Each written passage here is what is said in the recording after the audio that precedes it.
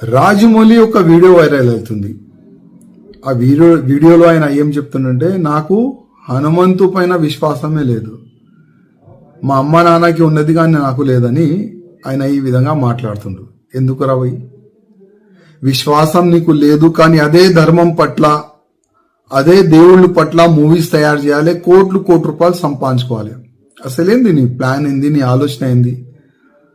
అంటే ఆల్రెడీ ఇంకొక మూవీ తీస్తున్నావు వారణాసి, దాంట్లో మహేష్ బాబుకి తీసుకున్నావు. అంటే ఆ మూవీ ఎక్కువ ప్రచారం కావాలని నీ ఉద్దేశమా, లేక నిజమైన నువ్వు నాస్తికుడా? ఒకసారి డిక్లేర్ చేయి. అసలు నీ తప్పు కాదు, మా హిందువుల్లోనే ఒక తప్పు ఉన్నది. నీలాంటి ఫాల్టు డైరెక్టర్ కి, ప్రొడ్యూసర్ కి అసలు ఐడెంటిఫై మా హిందువులు చేస్తలేరు. నీకు ధర్మం పట్ల అభిమానం లేదు, మా దేవుళ్ళ పైన అభిమానం నీకు లేదు. నీ మూవీస్ ఎందుకు చూడాలి మా హిందువులు? బాహుబలి మూవీ తీసినావు, ఆ ప్రభాస్ తోని శివలింగం లేపట్టినావు, దాంట్లో కోట్లు రూపాయలు సంపాదించుకున్నావు ఆ మూవీతోని, ఫస్ట్ పార్ట్ సెకండ్ పార్ట్ తోని. మళ్ళా మా హిందూ దేవుళ్ళ పైన నీకు నమ్మకం లేదు.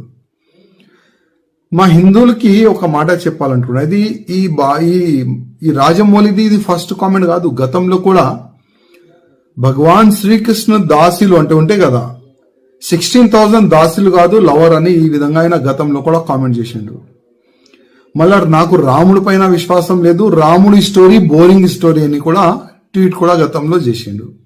ఇప్పుడు హనుమంతు పైన కామెంట్ చేసిండు. నా హిందువులారకి ఒక నివేదిక చేస్తున్నా, ఇట్లాంటి ఫాల్తూ డైరెక్టర్, ఫాల్తూ ప్రొడ్యూసర్ పైన కంప్లైంట్ ఇవ్వండి.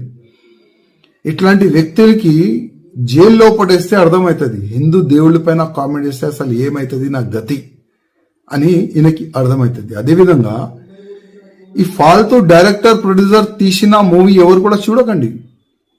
మనం చూస్తాం కోట్ల రూపాయలు, 100 కోట్ల రూపాయలు, 1000 కోట్ల రూపాయలు ఈయనకి సంపాదిస్తాం. అందుకోసం ఈ నాస్తికుడు మన ధర్మం పైన ఏ నోరుకొస్తే అది కామెంట్ చేస్తుండ్రు.